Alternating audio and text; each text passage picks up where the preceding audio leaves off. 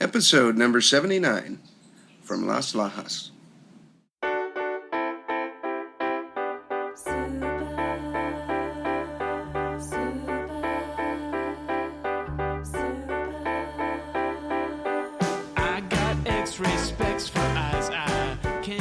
Welcome to the Heads Up Poker Podcast. This is Steve Barton, and thank you for tuning in. I am coming to you, still in Panama. I'm coming to you from a little town called Las Lajas. It's a little beach town. Let's see if we can fill in what's happened over the last week or so. It is now Saturday morning, so you'll hear this Monday morning. But what have I done? From the last time, the poker tournament.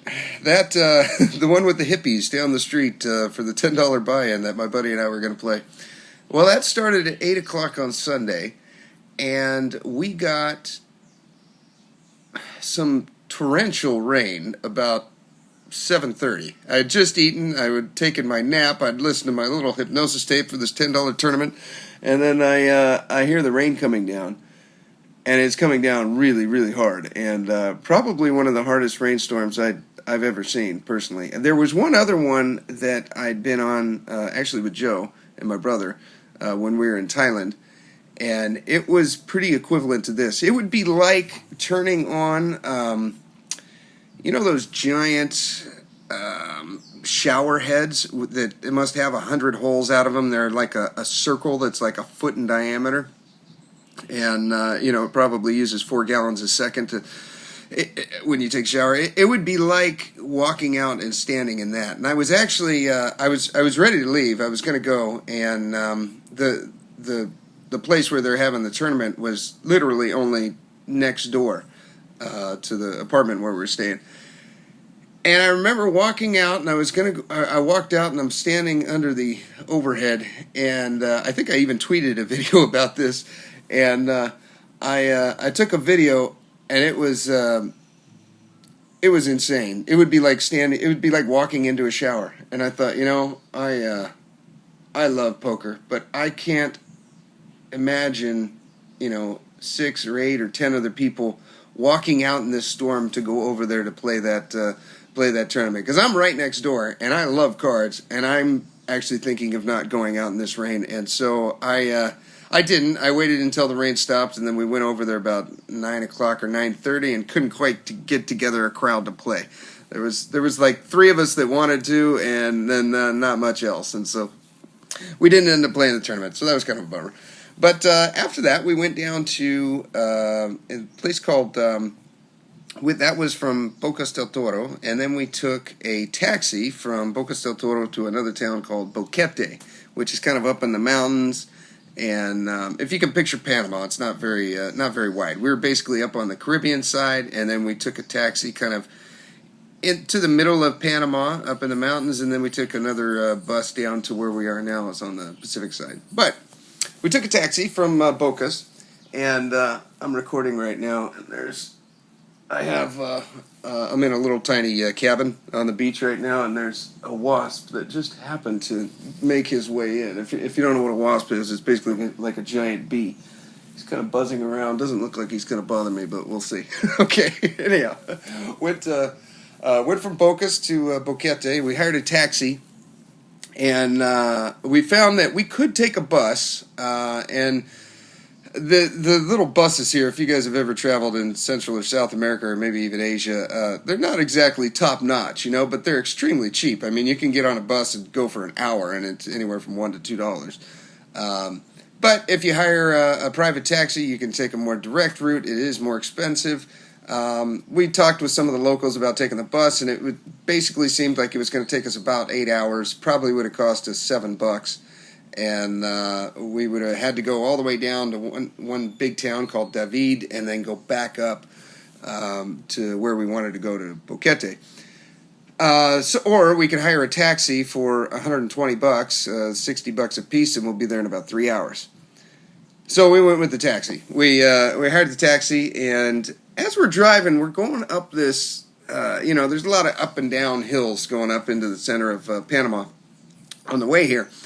And we noticed that, at least I noticed, it seemed like the clutch wasn't working quite right. Like he was having to he was climbing a hill in like third gear when he should have been climbing it in second, that kind of thing. And it kind of threw me off a little bit, but I was like, why would he be driving the clutch like this? The guy's obviously driven the car before. Like, doesn't he know? What's going on? So finally, after about 2.5, 3 hours, we're climbing up this hill in first gear, and the car starts smoking. And I tell the guy, I'm like, you got to pull over, man, or you're gonna set your car on fire. I see these things all the time as a fireman. Car fires are very, very common. Number one problem is mechanical failure. Number two is electrical.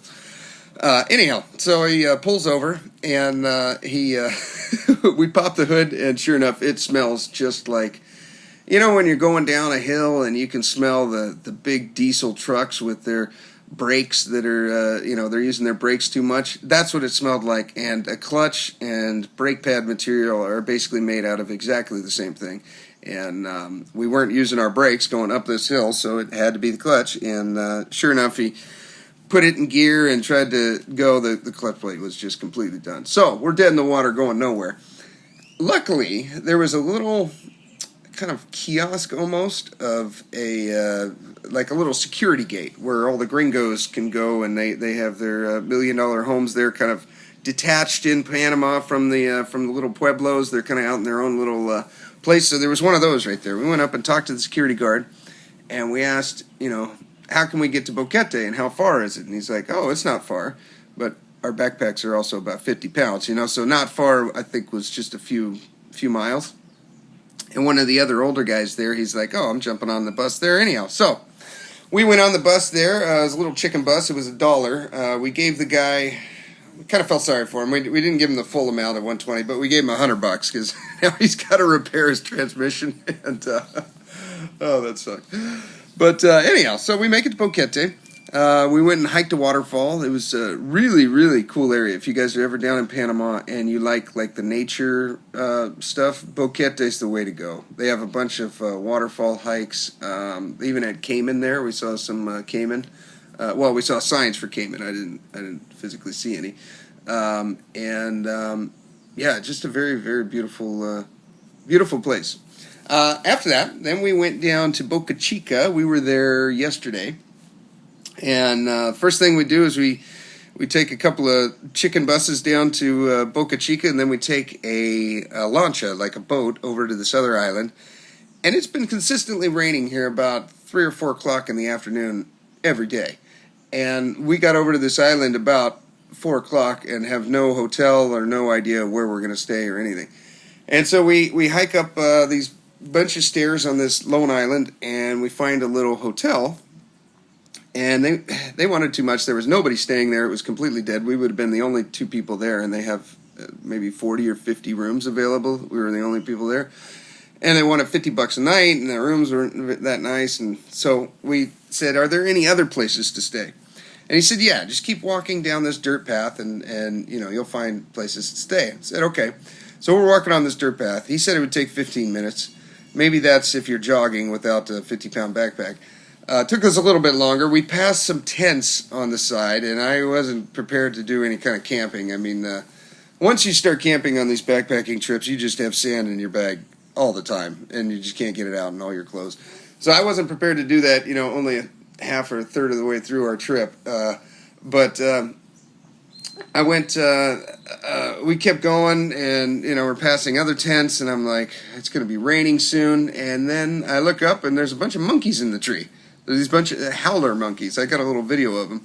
And then we come across these bird watchers. So there's people, I think they're from the National Geographic Channel or something, and they go to this house out in the middle of freaking nowhere on this island, and they study this bird. I can't remember the name of the bird, but they said it's got a long yellow tail, and what's unique about this bird is on this island there's about 30 pairs of males. So there's 60 male birds, and they don't know how many females there are. What they're doing is they're studying the mating patterns of these male birds. And what they'll do is the 2 male birds, they will both kind of build this little nest or this area for one girl, and but the girl will only mate with one of the guys.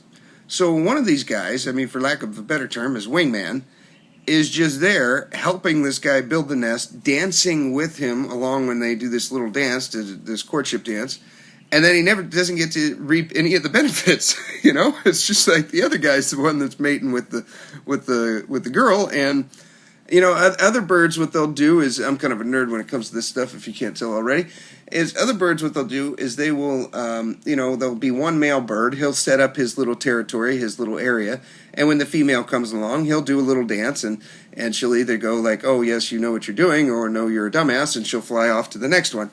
Well, these males are doing it in pairs, and, what advantage does the wingman have of helping the other guy get laid when he gets nothing out of it? And I don't know what the answer is to that, but that's what they're studying. They don't know what the answer is either. So they come out 4 months out of the year when during this bird's mating season, and they take pictures and they study it. So I thought that was pretty interesting. We saw the bird watchers, we saw the howler monkeys, and then we kept on walking. It started to lightly drizzle, and we came across this, it looked like a private residence.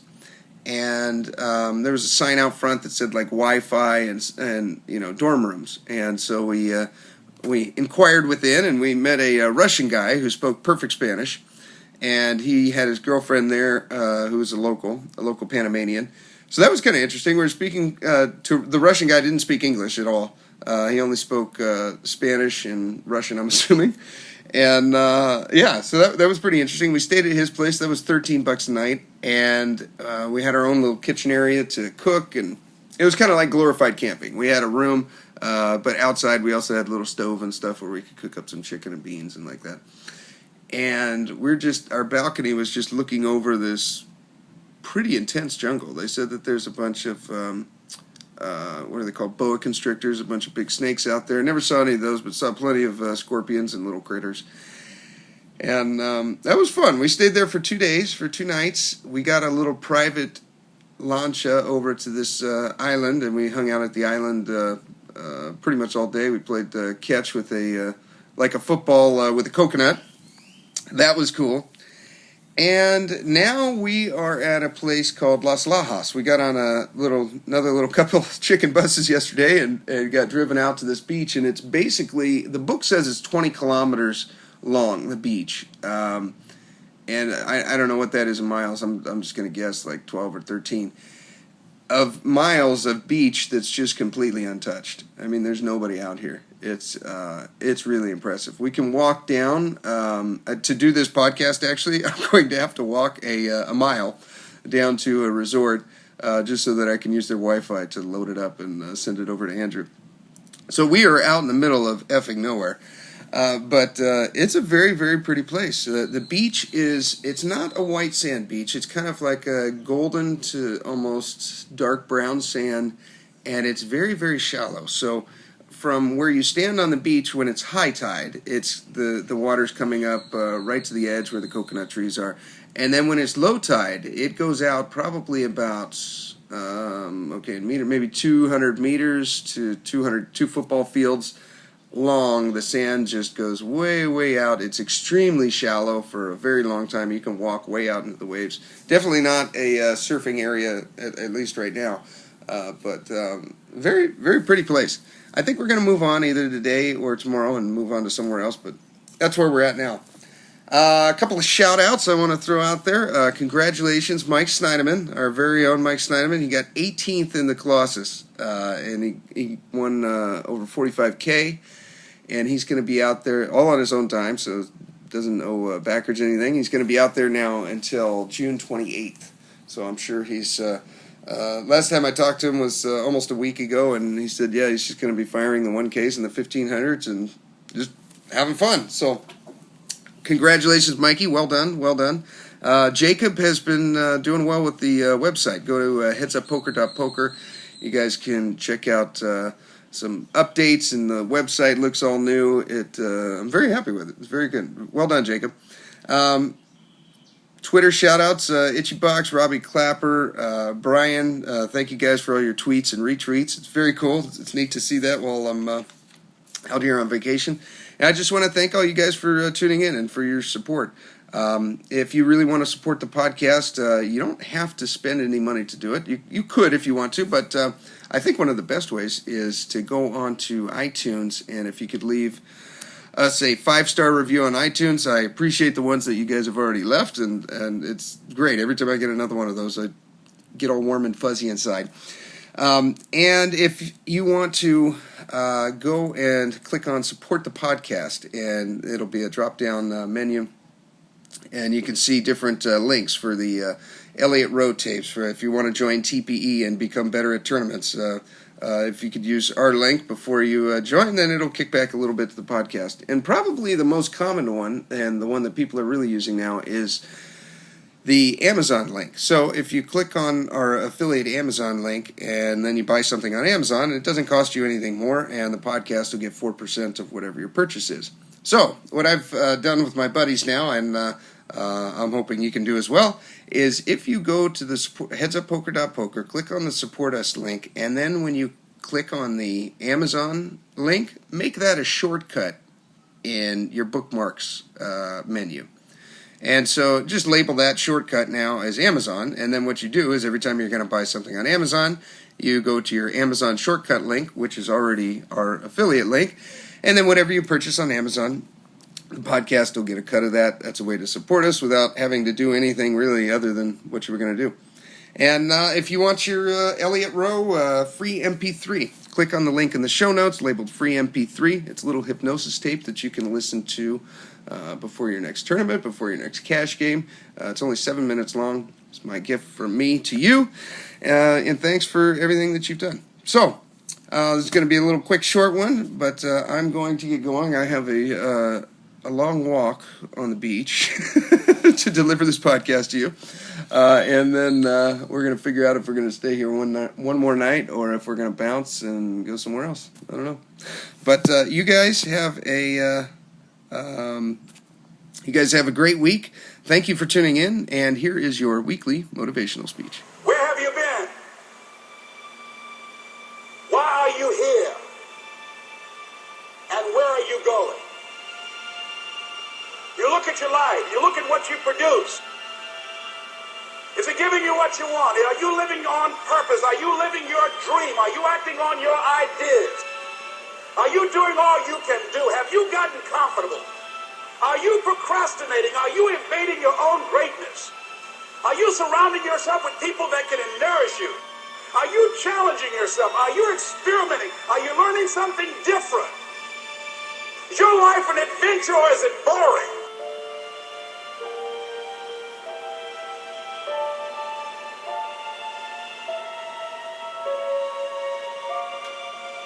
Why are you here? What brought you here? Investing the time, the money.